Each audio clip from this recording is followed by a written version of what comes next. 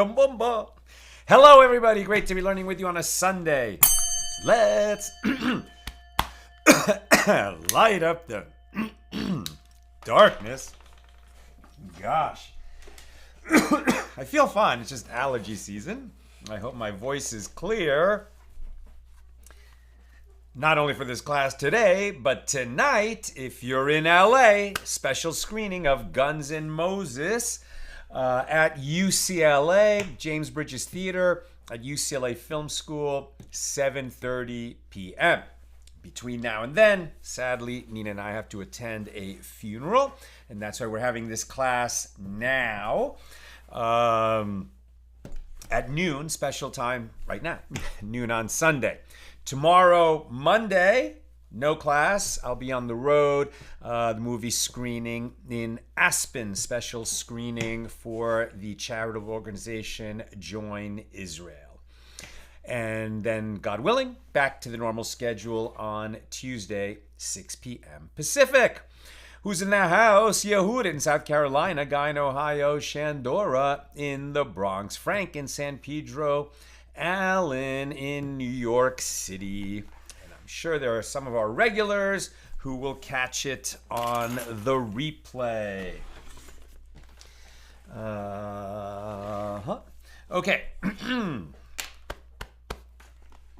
Our daf is page 85, here in Tractate Sanhedrin, the 24th volume of the Talmud, continuing our discussion of Mishnah number 1, here in chapter 10. And we're sort of finishing up the death penalties with this short chapter, now talking about the most lenient of the court-ordered death penalties according to the Torah, which is by strangulation. And one of these is given to a person who strikes his mother or his father. You're not permitted to hit your mother or your father, and that's actually a death penalty offense. If you hit some other Jew who's not your mother or father, you might be liable for damages. It certainly wouldn't be a death penalty offense, but we have special obligations and responsibilities to our parents. As we learn in the Ten Commandments, honor your father and mother.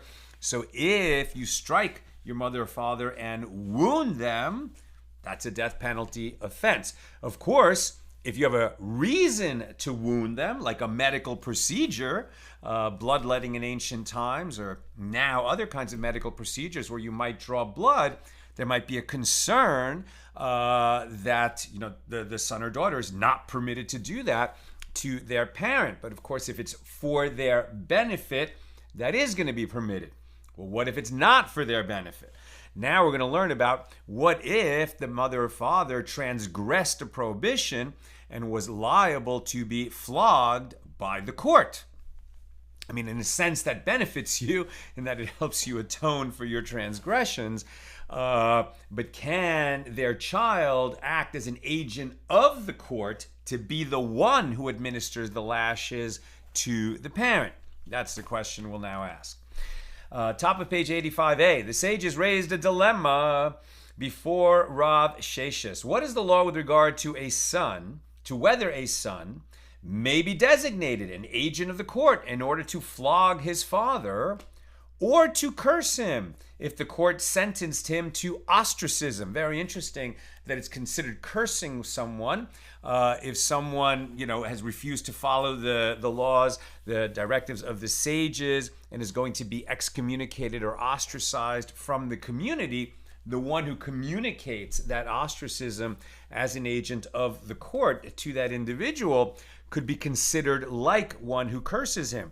So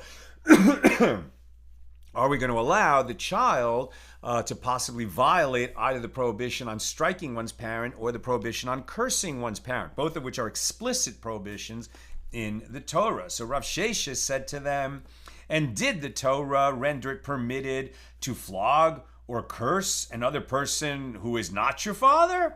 The Torah prohibited such actions. So rather, the reason that an agent of the court may flog or curse the one found liable is that the honor of heaven takes precedence over the honor due to another. So very interesting that if we're going to say that a court appointed, an agent of a rabbinic court who's appointed to flog a person, right? Why does he have the right to hit someone? Well, because they violated the law, and therefore you would think that the prohibition on striking your fellow Jew would be suspended. And it's interesting, it's not that it's actually suspended, it's that it's overridden. Slightly different. Overridden. Why? Because the honor of heaven supersedes the honor of that individual. That you're prohibited to strike someone because it humiliates them, violates their honor. But when a Jew commits a transgression, that's a chilul Hashem, right? It desecrates the honor of God when God's people, visibly Jewish, go and perform some activity that is a chilul Hashem, right? That is a desecration of the name. So it's interesting that when we say that the court can flog a person, it's because the honor of heaven supersedes the honor of that person. Now, here too, a son may serve as an agent of the court because the honor of heaven takes precedence over the honor due to his father. So it sounds like, okay, well, because he's being flogged by the court, and the son ordinarily certainly cannot strike the father. But now that he's acting as an agent of the court, he can strike the father because the honor of heaven supersedes the honor of his father. Nevertheless, for sure, and it's not clear that this is where the law ends up, but even if it is permitted for the son to do that, it's clear that if there's anyone else who can serve as the agent of the court, much better that someone else would do it, even according to this view. Now, the Gemara objects to that baraisa. And just as with regard to one who is commanded to strike him, there is a mitzvah not to strike him under other circumstances, right? Maybe a court-appointed agent can flog somebody, and that's a commandment. He's fulfilling a commandment by acting as an agent of the court. But if he's not an agent of the court, no way is he permitted to flog someone. So that actually we can learn out from that. Yes, an agent of the court can flog someone, and therefore no other Jew can go around flogging other Jews. Right? So just as with regard to someone who is commanded to strike, this person who violated prohibition was found guilty, and there is just as he is commanded to strike, there is a commandment not to strike him under other circumstances. Well, therefore, we can learn that with regard to one who is not commanded to strike him, is it not right that there is a commandment not to strike him, right? In other words, the son or daughter is commanded not to strike the mother or father. Then therefore, isn't it a mitzvah not to strike the mother or father, and therefore should not be permitted even as an agent of the court? So the Gemara explains this baraisa. What? Is it not that both this first clause of this statement of the baraisa and that latter clause of this statement of the baraisa are referring to a situation where striking another person is a mitzvah? For example, where the other one is liable to receive lashes. That's where it's a mitzvah to strike someone, and you're acting as an agent of the court. Now, the distinction between them is that this latter clause, which is referring to one who is not commanded to strike him, is concerning a case where the agent is his son, and therefore, even though he might have acted as an agent of the court, he remains prohibited from striking his father. While in that first clause, which is referring to one who is commanded to strike someone, is concerning a case where the agent is not the son or daughter of the one being flogged, and that's why he's commanded in that situation. And this indicates that it is prohibited for a son to flog his father, even as an agent of the court. You might have thought that, but the Gemara answers no. In both this clause and that clause, it is no different if the agent is his son, and it is no different if the agent is another. And it is not difficult to distinguish between the clauses. Here in the first clause, the reference is to a situation where striking another person is a mitzvah, as he is an agent of the court. And there in the latter clause, the reference is not to a situation where striking another is a mitzvah, where generally speaking, you're not allowed to strike your fellow Jew. And accordingly, this is what the baraisa is teaching. And just as in a situation where striking another is a mitzvah, where the agent of the court is commanded to strike him, there is a mitzvah not to strike him even one lash beyond the number determined by the court. And this is written, Deuteronomy 25:3. If there's going to be a flogging, 40 lashes shall he strike him. He shall not exceed, lest if he shall exceed, to strike him. In other words, if an agent of the court is ordered by the court to flog somebody, give him 40 lashes. If the agent of the court exceeds his authority and strikes one more time, a 41st lash, big problem. That was not authorized. Now you've just struck your fellow Jew an unauthorized blow, and you can be liable for that. Liable, and it's a big liability. So accordingly, in a situation where striking another is not a mitzvah, where one is not commanded to strike him, is it not right that there is a mitzvah not to strike, right? If you are not ordered to strike someone, then you are commanded not to strike, right? There is a commandment that you shall not strike your fellow Jew. That's not written explicitly in the Torah. How do we learn it out? From here, that there's a mitzvah in certain times to strike, and then beyond that, it is a commandment not to strike. Now, the Gemara suggests, come in here, a proof from a baraisa. In the case of one who emerges from the court, condemned to be executed, and his son came and struck him or cursed him. So what do we think? Somebody, very bad parent. Not necessarily. It's a parent who is a bad person. Maybe he's a good parent too. But he's a bad person who committed a crime for which he is sentenced to court-ordered execution. And he's been found guilty, and the sentence has been passed, and he is emerging from the courthouse to walk to his place of execution. Dead man walking. Literally, as we've seen, somebody who is sentenced to die, the sentence has been, received and heard, given by the judge to the defendant. He's going to leave the courthouse, walk a certain way, and then be executed. So between leaving the courthouse and receiving that sentence, leaving the courthouse and getting to his execution, this literally is a dead man walking. He has the status of a dead person, even though he's still living. So under that circumstance, if the son or daughter strikes him, is that still a death penalty offense for the son or daughter? Now you're hitting someone that, legally speaking, is already dead. So you might think then the son or daughter should be exempt. And likewise, if you curse the mother or father, which is also a death penalty prohibition written in the Torah, if you curse your parent, that's a death penalty prohibition. But the parent is already legally dead man walking. So if you curse him or strike him in that situation, what's the liability of the child? To be executed, and his son came and struck him or cursed him. In that situation, the son is liable to be executed for striking or cursing his father. But if another person came, not the son or daughter, and struck him or cursed him, that person would be exempt. Why? And we discussed it as follows. What is different about the case where his son strikes him or curses him, that the son is liable? And what is different about the case where another person, unrelated to the man, strikes or curses him, that he would be exempt? And Rav Chisda says the Bryce is referring to a case where they are imploring the condemned man to emerge from the court to be executed, but he is not emerging, and therefore it is necessary to employ force. So apparently, even under those circumstances where the use of force is sanctioned by the court, it would still be prohibited for the son to strike his father. And the Gemara says, what are you talking about? That's not what the case is at all. You're imposing stuff that's not there. Rav Sheshes interprets this baraisa as referring to a case where they are not imploring this condemned man to leave the courthouse to be executed. He won't go, and they have to hit him to make him go. No, says Rav Sheshes, that's not what's going on at all.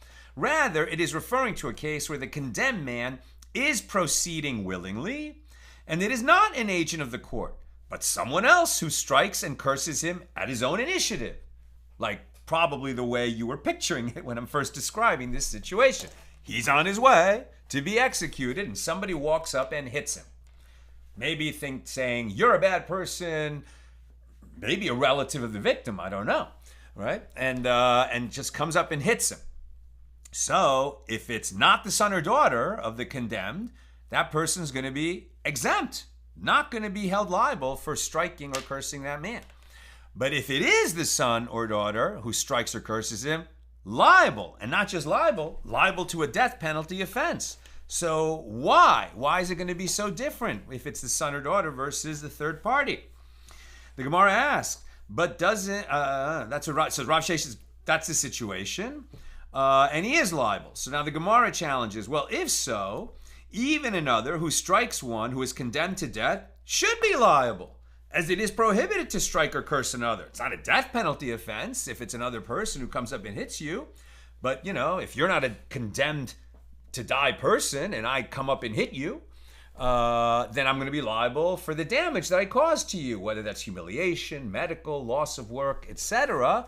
I'm going to be liable. So why is it that if you're a dead man walking and I strike you, I'm not liable to those kinds of damages, but if it's the son or daughter strikes you, yes, liable to the death penalty offense for striking or for cursing. Why?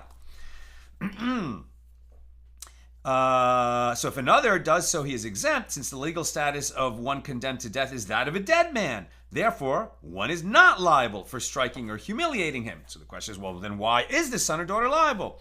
So the Gemara asks, but doesn't Rav Sheshes himself say, if one humiliates another who is sleeping and the individual never wakens and he dies, the one who humiliated him is liable to compensate his heirs for that humiliation. So apparently, even if the status of the condemned is that of a dead person, the one who cursed him should be liable to compensate his heirs. So not just the son or daughter should be liable, even the third person who comes up and strikes or curses this dead man walking should be liable for damages for what he did, and could pay it to the heirs after the one he struck is executed. So the Gemara answers, with what are we dealing here in the Baraisa? We are dealing with a case where he struck him with a blow that does not have sufficient force to cause damage worth 1 peruta, in which case no compensation is paid. Okay, so he hit him. Now, if I slap you, I don't leave a mark. Maybe it hurt for a second. What's the damage for that? If I do it privately, you can't say it's humiliating. I didn't leave a mark. I didn't cause you any medical problems. You're not going to have loss of work. So even though you might be offended, insulted, taken aback, there's no monetary damages, right? There's no monetary damages for that. So the Gemara asks, but doesn't Rabbi Ami say that Rabbi Yochanan says, in a case where one struck another with a blow that does not have sufficient force to cause damage worth 1 peruta, so there's no monetary damage, and a peruta is like a penny, but nevertheless, one who strikes his fellow Jew is flogged for violating the prohibition, he shall not exceed. Right? We said before that one who is authorized to give lashes can give 40 lashes, or less if the number, I guess, is determined to be less by the court. But let's say the standard number is 40. If he does 41 lashes, the one who gives the lashes, who gives a 41st lash, he will now be flogged for exceeding the authorized count of 40 lashes. And from that's the law that we learn out from, that you cannot strike your fellow Jew. And if you violate that prohibition, you can be liable to be flogged, right? You can be liable to be flogged. So therefore, sounds like the third party who walks up and strikes this dead man walking, right, on his way to his execution, he's still alive when you hit him. So maybe that person should be subject to lashes, even if he's not subject to monetary damages. Wait a minute. She shall not exceed. So what? So you might think he should be flogged, but it sounds like our Baraisa exempts this person who's not the son of the dead man walking, exempts him entirely. No monetary damages and no lashes. Why? And the Gemara explains, what is the meaning of the term exempt that is stated in this Baraisa? It means that he's exempt from monetary restitution, but he would be liable to receive lashes. And the Gemara asks, if the clause of the Baraisa that discusses a case where another individual strikes or curses this condemned man who's walking out to his execution and states that he is exempt only from payment of monetary damages, one may conclude by inference that the clause of the Baraisa that discusses the son who strikes the dead man walking, right? The son of that person, is stating that he is liable to pay monetary restitution. But that is certainly not the case. Rather, the clause of the Baraisa that discusses his son states that he is liable to be punished in accordance with his appropriate sentence, which would be death. Here too, the clause of the Baraisa that discusses another individual states that he is exempt from punishment in accordance with his appropriate sentence, which would be flogging, right? If there's not monetary damages, if the slap didn't cause monetary damages. So the question remains, why is another exempt from receiving lashes in a case where he struck him with a blow that does not have sufficient force to cause damage worth even one peruta, whereas if the son did that same action, he would be liable to a death penalty? And the Gemara answers, rather, this is the reason that another who's not the son of the condemned is exempt. As the verse states, quote, nor curse a ruler of your people, Exodus 22:27, from which it is inferred that this prohibition applies only with regard to one who performs an action of your people, i.e., an action befitting a Jew. There is no prohibition against cursing one whose actions are inconsistent with the conduct appropriate for a Jew.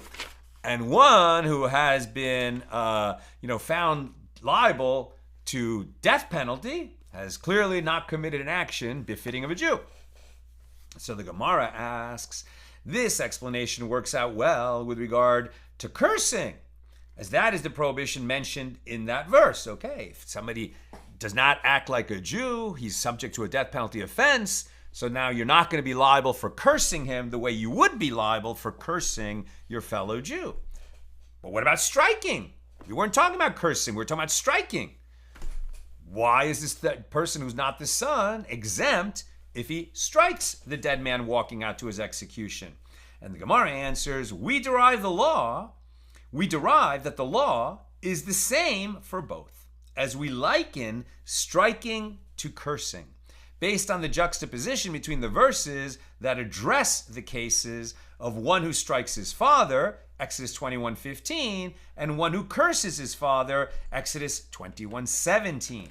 So the Gemara challenges, if so, and the prohibition does not apply to one whose actions are inconsistent with the conduct appropriate for a Jew, then his son also should be exempt if he strikes or curses his father whose conduct is inappropriate.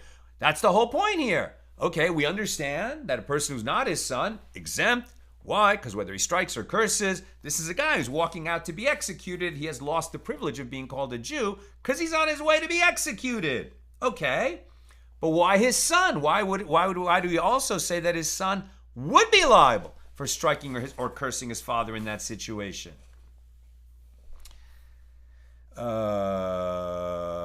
Why? And the Gemara explains. This is as Rav Pinchas says in another context, that the reference is to a case where the one in question repented.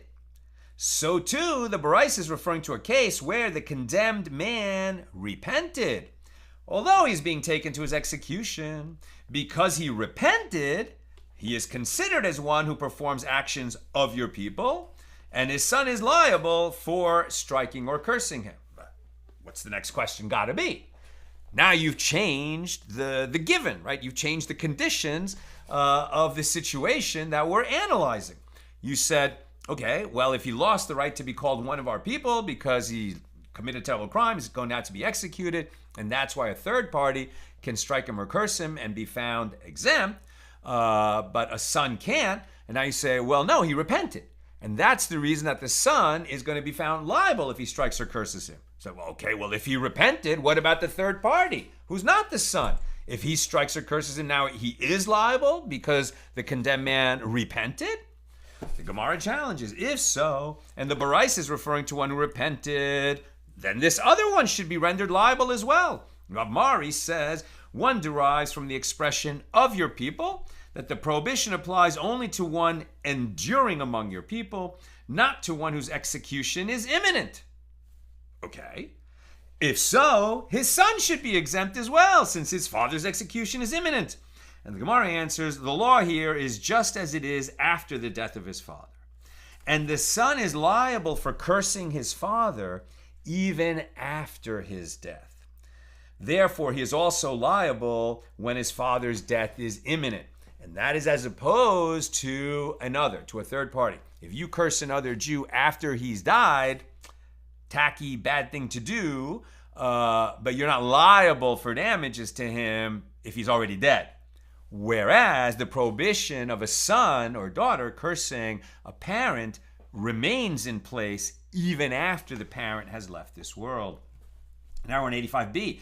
Despite several attempts to cite proof contradicting his opinion, there is no conclusive refutation of the statement of Rav Sheshes that a son may serve as an agent of the court to punish his father. And the Gemara asks, so what halakhic conclusion was reached about this matter? And Rabbi Bar Rav Huna says, and likewise the school of Rabbi Yishmael taught, with regard to all cases, a son is not designated as an agent to strike his father or to curse him, except in a case where his father incites others to worship idols, as the Torah states, neither shall you spare nor shall you conceal him. Deuteronomy 13:9. And that concludes our discussion of Mishnah number 1 here in chapter 10. Right? So just where the law ended up. If one's father or mother violates a prohibition and is liable to receive lashes, he cannot be appointed an agent of the court to administer the lashes. Likewise, he cannot be appointed an agent to ostracize or demean his mother or father when it is warranted, with the exception of a case where his parent is guilty of inciting others to worship idols.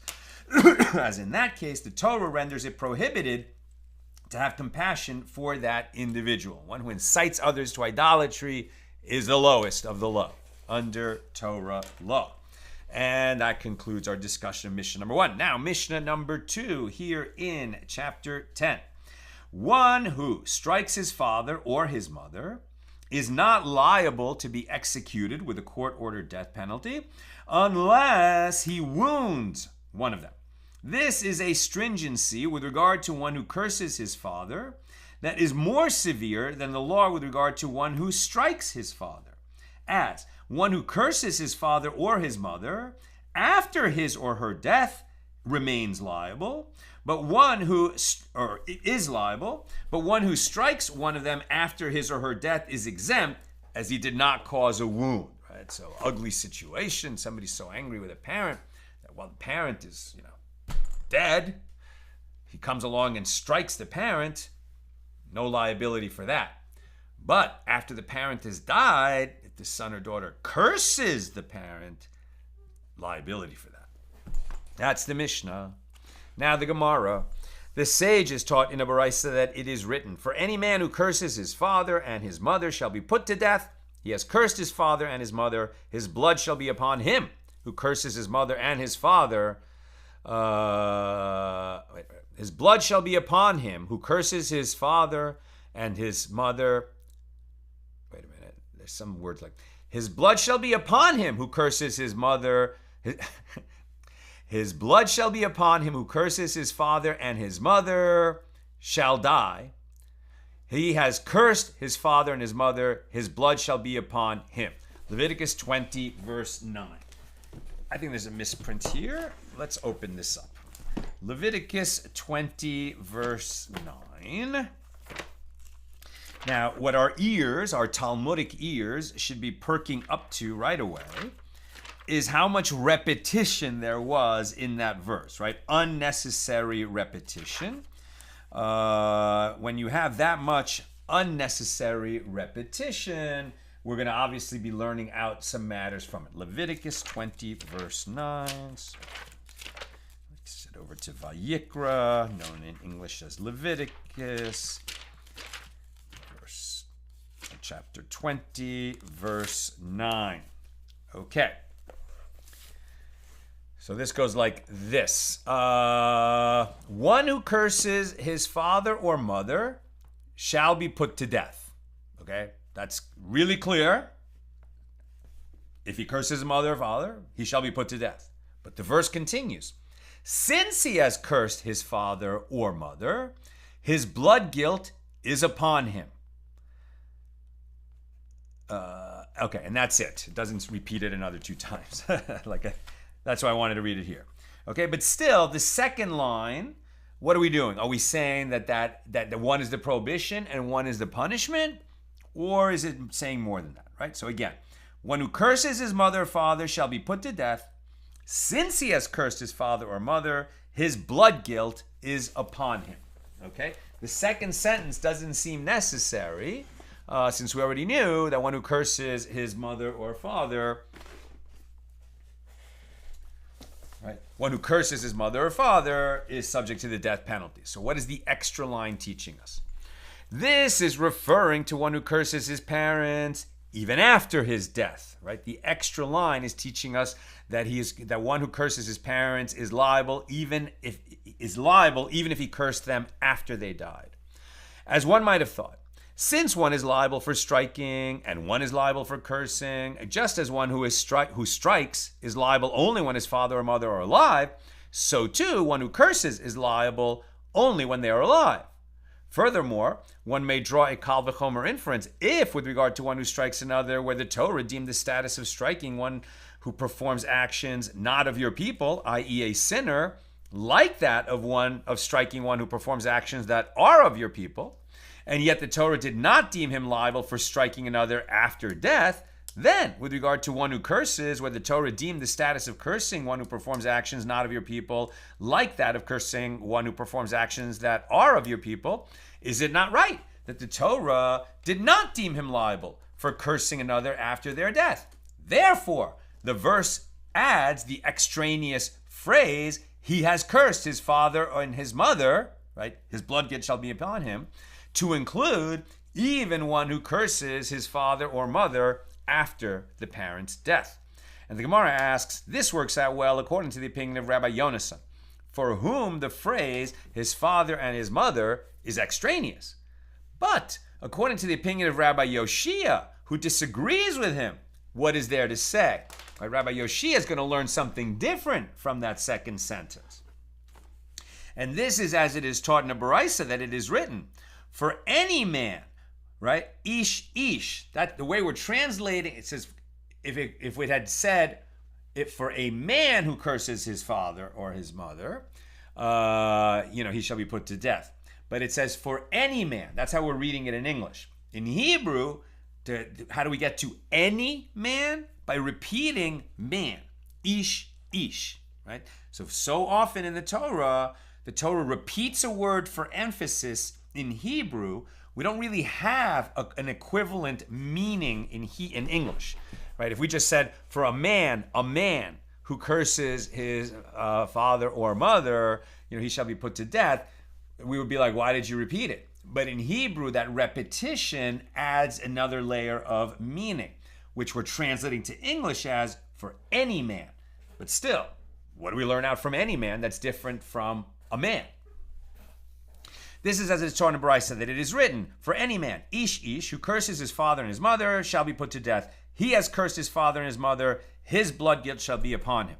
What is the meaning when the verse states redundantly, ish? It serves to include not only a son, but also a daughter, one whose sexual organs are indeterminate, a tumtum, we don't know if it's a male or a female, and a hermaphrodite, who has the sexual organs of both a son and a daughter.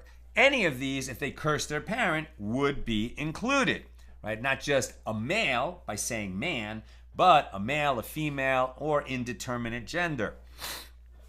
When the verse states, who curses his father and his mother, I have derived only liability for cursing both his father and his mother.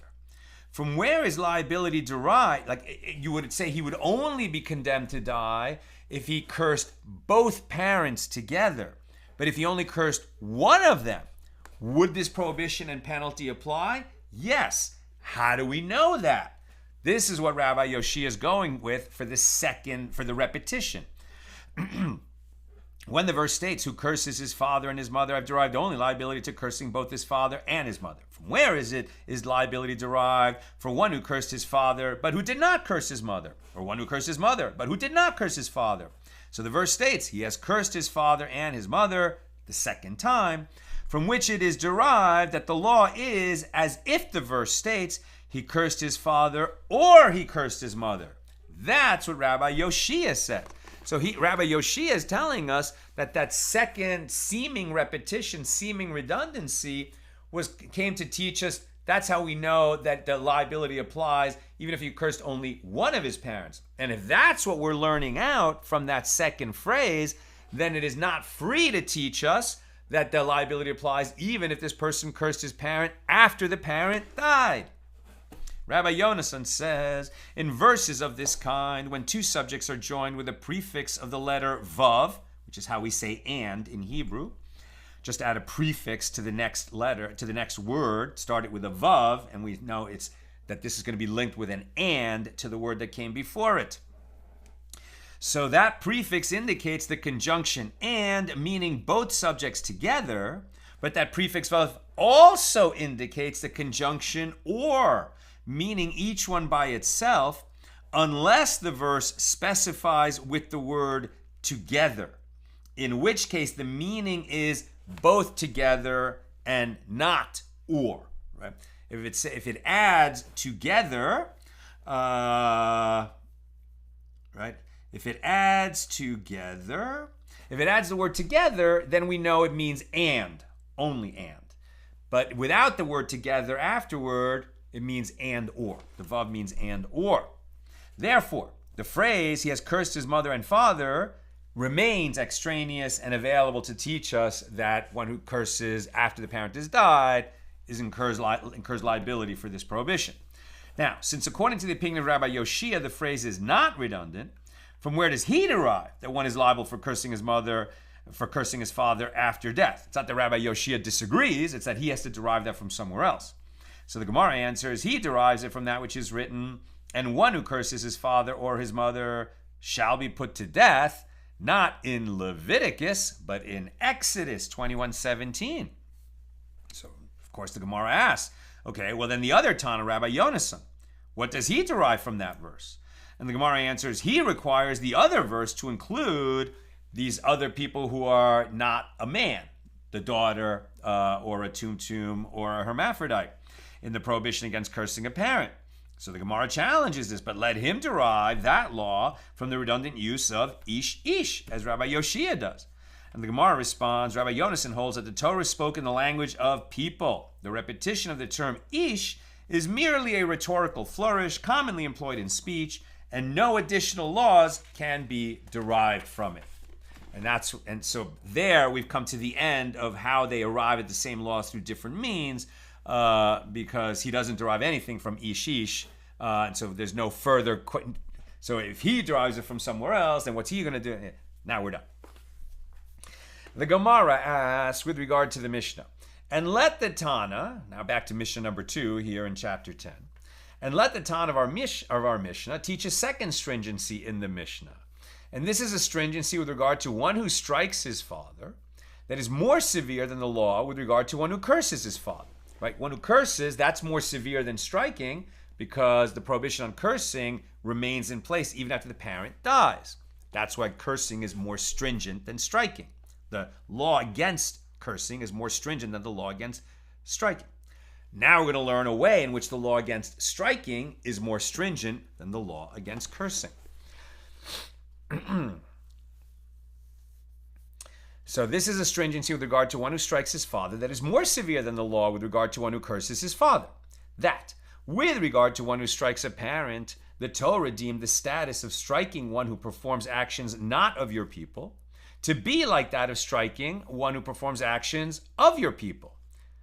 Right? In other words, even the one who is condemned to die, and for that reason we wouldn't regard him as one of your people, right? He's sort of lost the right to be known as one of your people because of this. He committed this death penalty offense. He's being walked out to be executed, and nevertheless, if a child strikes that person, he is liable to the death penalty, even the one who is condemned, just like if he hadn't been condemned. But this is not so with regard to one who curses a parent. So the Gemara responds, the Tana of the Mishnah disagrees and holds that we liken striking to cursing. And so whether the son curses or strikes his father, who is walking out to be executed for his death penalty offense, the son is liable, both for striking a parent or for cursing a parent. Now, it is assumed, no, the Gemara suggests, let us say that the opinions of these following Tanaim that we're going to be discussing are parallel to the opinions of those following Tanaim as it is taught in one Baraisa. With regard to a Kuti, okay, who is a Kuti? Not a cutie, a Kuti. A Kuti, that's the Hebrew word for a Samaritan. Who were the Samaritans? So when, after the rule of King Solomon, who was for most of his monarchy a very successful king, but sadly, late in his monarchy, things did not go well. And when he died, his successor, his son, disastrous king, led to a splitting of the promised land, of the Holy Kingdom of Israel, into the northern kingdom, known as Israel, and the southern kingdom, known as Judea. And it would be Judea that ultimately would survive, and the line of kings of Judea would last longer than the line of kings of the northern kingdom of Israel, which did not contain Jerusalem and did not contain the Holy Temple. That northern kingdom ultimately would be defeated by Assyria and its king Sennacherib, and then he exiled, right, the 10 tribes. Those are the lost tribes of Israel who were exiled when the northern kingdom fell, during the first temple period. Right? So the northern kingdom didn't make it to the end of the first temple. It was destroyed before that. When Sennacherib of Assyria conquered the northern kingdom and he exiled, right, the 10 tribes and they became the lost tribes of Israel, was Assyria going to leave a wasteland, desolate, in that northern kingdom? No, they brought in other people, replacement population. Now, this is similar to what Nebuchadnezzar would do at the end of the first temple period to Judea, right, where he exiled the Jews of Judea into Babel, which later became Persia, and he replaced them with other people. Why did they move populations around? For control. This was, this was a method of political control in the ancient world, that when you defeat an area, it's going to be very difficult to rule those people that you conquered. They're going to remain a thorn in your side and be rebellious because they want to get their land back. But if you exile them and put them in some other part of your empire and replace those people with other people, well, the peoples where they're going to end up, it's like not their own land. They're going to just, be much more complacent and go along to get along in their new empire that they've become citizens of. So the replacement population in the northern kingdom were the Samaritans. The Samaritans came in, they were not Jews.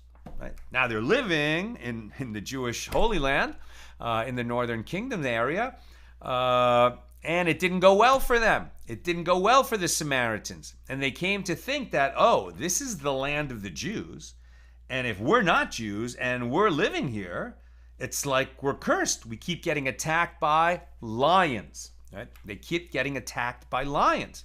And they said the reason we're getting attacked by lions is because we're not Jews and we're living here. So what do? They converted to Judaism. The Samaritans became Jews. But was it a wholehearted, sincere conversion? No. If they were just thinking that either, we're going to convert or we're going to get killed by lions, that's not a legitimate and sincere conversion.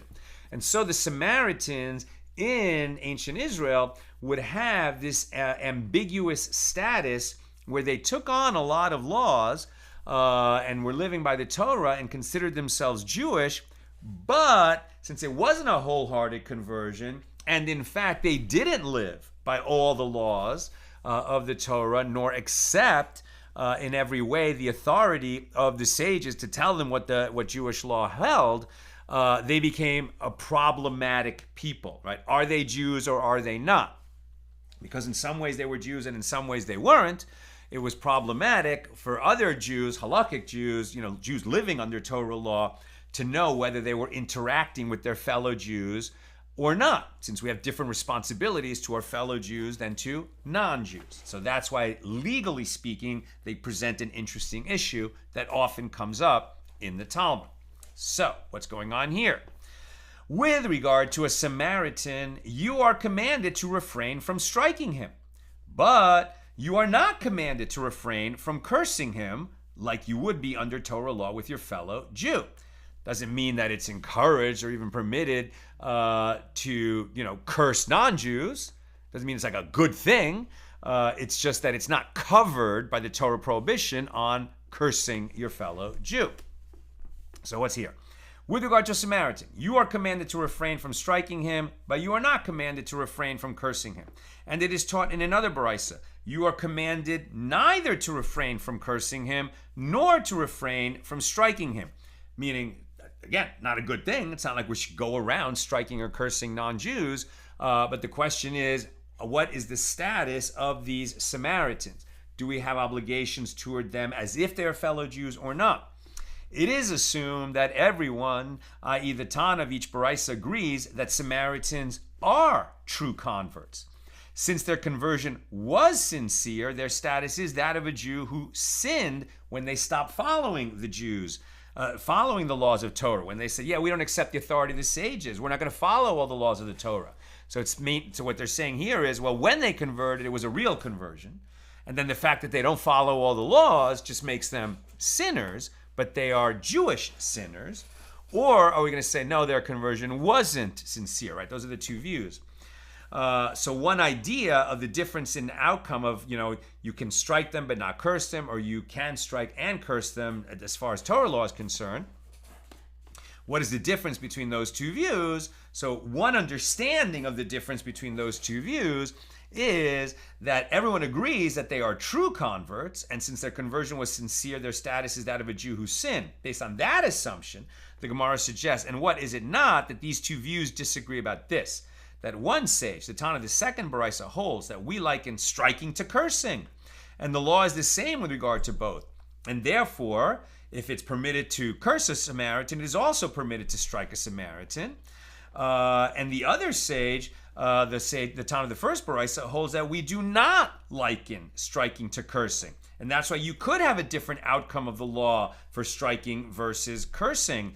And there is no prohibition against cursing a sinner, but there is a prohibition against striking him. But the Gemara rejects this line of analysis. No, everyone, i.e. the Tanaim of each baraisa, agrees that we do not liken striking to cursing. It's not that wherever there's a prohibition on striking, there's also a prohibition on cursing and vice versa. No, those are separate prohibitions, and sometimes one applies and sometimes the other applies, depending on the situation. What they disagree about here is this. One sage, the Tana of the first baraisa, holds that Samaritans are true converts, and their status is that of a Jew who sinned, and you're permitted to curse the sinner, but you can't strike the sinner. Therefore, there is no prohibition against cursing him, but there is a prohibition against striking him. And the other sage, the Tana of the second baraisa, holds that Samaritans are not sincere converts. Rather, they are lion converts, as I explained, converts who only converted because they were afraid of the lions roaming around in the land of Israel. We learned about that in 2 Kings chapter 17.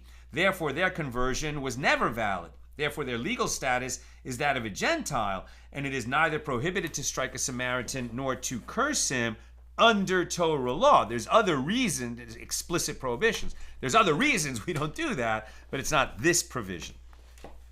The Gemara asks, if so, is that consistent with that which is taught with regard to the second baraisa? And in terms of damage caused to his ox, his status, the Samaritan, is like that of a Jew. So apparently, even the Tana of the second baraisa holds that the conversion of the Samaritans was sincere. So rather, learn from it that the two Tanaim disagree with regard to the juxtaposition of the two prohibitions. As initially suggested, their dispute is not with regard to the status of a Samaritan. Rather, their dispute is whether or not we liken striking to cursing. And the Gemara conclude from it that this is the crux of their dispute. Sounds like we accept that the Samaritans did make a real conversion initially, but then when they stopped obeying Torah law, they took on the status of sinners. And that concludes our discussion of Mishnah number 2. Now, Mishnah 3 here in chapter 10. One who abducts, right? So these are death penalty offenses where the form of death penalty is strangulation. One who abducts a Jewish person is not liable to be executed unless he brings the abductee into his domain. And Rabbi, so these are going to be the elements of kidnapping that carries death penalty. So one element is you have to actually take the person from where they are into your domain, right? Like you have to take control of them by bringing them into your domain. Rabbi Yehuda says he is not liable unless he brings him into his domain and exploits him. As it is stated, Deuteronomy 24:7. If a man shall be found abducting a person of his brethren from the children of Israel, and he exploited him and sold him, then that abductor shall die. So the phrase exploited him means using him for labor. With regard to one who abducts his own son and sells him, Rabbi Yishmael, son of Rabbi Yochanan ben Baroka, deems him liable for this crime, but the majority deem him exempt, since it's permitted to work your own son. If one abducted one who is half slave and half free, i.e. a Canaanite slave who belonged to two owners and was emancipated by one of them. So Rabbi Yehuda deems the one who abducts such a person liable for the crime of kidnapping, but the rabbis deem him exempt. That's the Mishnah. Now the Gemara. The Gemara asks, and does the first Tana not require exploitation as a condition for liability? The Torah states it explicitly in the verse in Deuteronomy. So Rabbi Acha, the son of Rava, says the difference between them is in a case of exploitation worth less than the value of one peruta.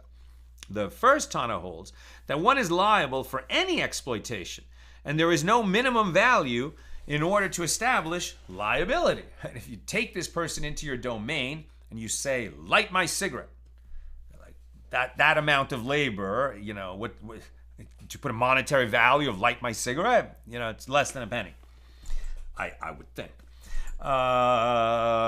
So does that count as exploitation, or is it de minimis and it doesn't count as exploitation? The first Tana holds that one is liable for any exploitation, any forced labor, and there is no minimum value in order to establish liability. Rabbi Yehuda holds that one is liable only if one derives benefit equal to at least one peruta of value from that labor which he forced on the man he abducted as exploitation. Rabbi Yirmiyah raises a dilemma. If one abducted another and sold him while he was asleep, what is the law? If one abducted and sold a pregnant woman solely for benefit from her fetus, what is the law? Is that a manner of exploitation for which one is liable to be executed?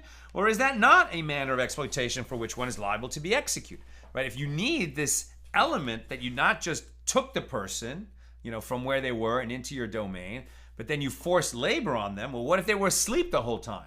Obviously, they didn't do any labor. But could you say, well, I used him as a paperweight, so I got value out of having him there? Maybe. Let's keep reading. The Gemara asks, with regard to the dilemmas raised by Rabbi Yirmiyah, but let him derive that the abductor is not liable, as there is no exploitation at all of a sleeping individual or a fetus in its mother's womb. It didn't do any work for you. The Gemara answers, no, it is necessary to raise the dilemma only with regard to the sleeping individual in a case where one reclines on him, and with regard to a pregnant woman where one stands her in the face of the wind to protect himself from the wind. You're getting value from having them there, right? You're leaning on them or you're using them as a wind block. In those cases, is that a manner of exploitation for which one is liable to be executed? Or is that not a manner of exploitation for which one is liable to be executed? What is the law? Teku. The matter shall stand unresolved. We don't know the answer to that. The sages taught in a Baraisa. I'm getting close to done. Questions or comments, please get them in now.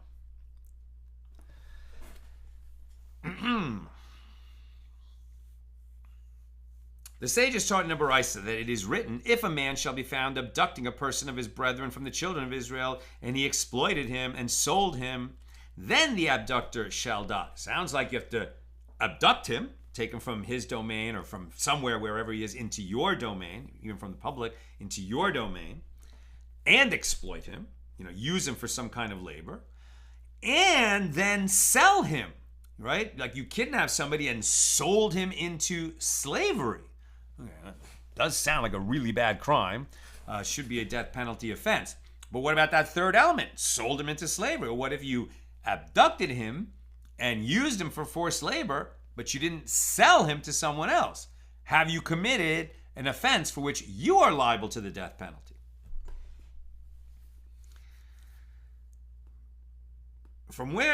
So if a man shall be found abducting a person of his brethren from the children of Israel, and he exploited him and sold him, then that abductor shall die. So I have derived only that a man who abducted another is liable. From where is it derived that a woman who abducts another is liable as well? We're looking at a different element. A man who abducts. Well, can a woman be guilty of this kidnapping crime, death penalty offense? It is derived from the verse that states, and one who abducts a man and sells him, if he be found in his hand, he shall be put to death, at Exodus 21:16, where the gender of the sex of the abductor is not specified. So yeah, a woman or a man could commit this crime and be liable to the death penalty. I have derived only that a man who abducted another, whether a man or a woman, is liable. As it is written, if a man shall be found abducting a person, the abductor is male, but the sex of the abductee is not specified. And I derive that a woman who abducted a man is liable, as it is written, and one who abducts a man. The sex of the abductor is not specified, but the abductee is female. From where is it derived that a woman who abducted a woman is liable as well? It is derived from the verse that states, then that abductor shall die. The abductor shall die in any case, regardless of the sex of the one who was abducted. It is taught in another baraisa that it is written, if a man is found abducting a person of his brethren, from which it is derived that whether he abducts a man, or whether he abducts a woman, or whether he abducts a convert, or whether he abducts an emancipated slave or a minor, he is liable. If he abducted another but did not sell him, that's the question I was asking, or if he sold him, but he remains in his domain, sell him, but he didn't leave your domain. A deal was made, but he's still here. Are you liable to the death penalty for that? If he abducted another but did not sell him, or if he sold him but he remains in his domain, the abductor is exempt from the death penalty. Has he committed a terrible violation of big prohibition? Of course. But is he liable to the death penalty? Sounds like no, because the elements of the crime as listed in the Torah have not been met. If he sold him to the father of the abductee, or to his brother, or to one of his relatives, the abductor is liable. One who abducts slaves is exempt. Now we're at the top of 86a. A Tana who recited Mishnayos and Baraisas in the study hall recited that Baraisa, where the Tana holds that one is liable for abducting another and selling him to the father of the abductee. And he recited this before Rav Sheshes. And Rav Sheshes said to him, I teach that Rabbi Shimon says, from the term of his brethren, it is derived that there is no liability unless he removes the abductee from the domain of his brethren. And you say that one who sells the abductee to his father is liable? Amend the Baraisa and teach instead he is exempt. The Gemara asks, what is the difficulty raised by Rav Sheshes? Perhaps that statement that he cited is the opinion of Rabbi Shimon, while this Baraisa is the opinion of the rabbis who disagree with Rabbi Shimon.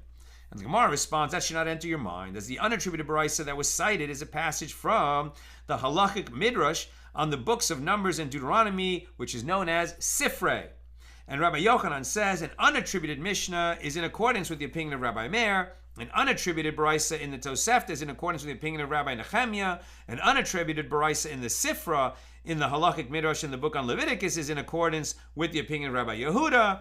And an unattributed Baraisa in the Sifrei is in accordance with the opinion of Rabbi Shimon. And all of these are in accordance with the opinion of Rabbi Akiva, as all the sages mentioned were his disciples. Therefore, it is unlikely that an unattributed Baraisa from the Sifrei would run counter to the opinion of Rabbi Shimon. That's where we're going to knock off. And